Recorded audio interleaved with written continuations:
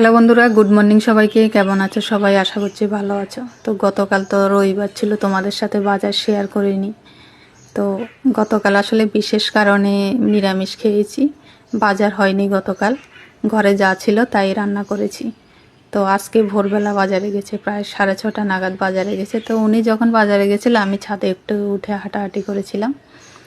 তারপর তাকাচ্ছি, দেখেছি চলে এসছে। তারপরে এসে বাসি কাপড়টা ছেড়ে রান্নাঘরে চলে আসলাম। তো দেখি বন্ধুরা, অত ভোরবেলায় বাজারে গিয়ে কি কি পেয়েছে। জানি তেমন কিছু পাবে না অত ভোরবেলায়, তাও দেখি কি কি এনেছে।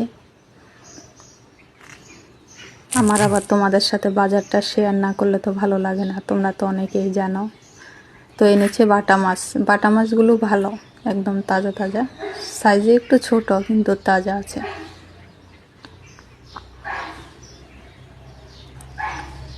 আর কি আছে দেখি। আর আছে ভোলা মাছ।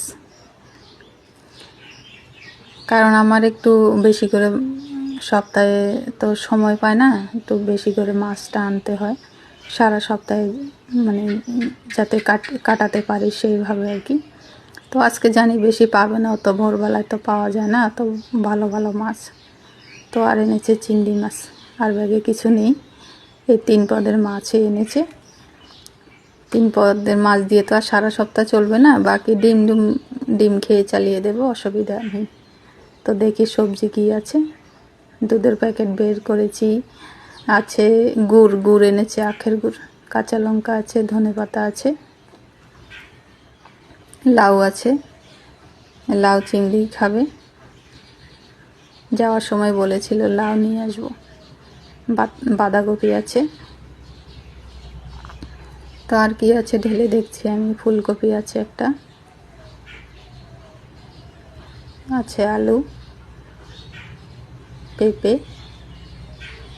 বেগুন আর শিম, পাতিলেবু আছে।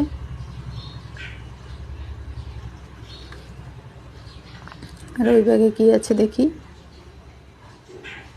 মোচা আছে, বড় সাইজের একখানা মোচা আছে। মিষ্টি আলু, এটার মধ্যে আছে বিনস আর টমেটো।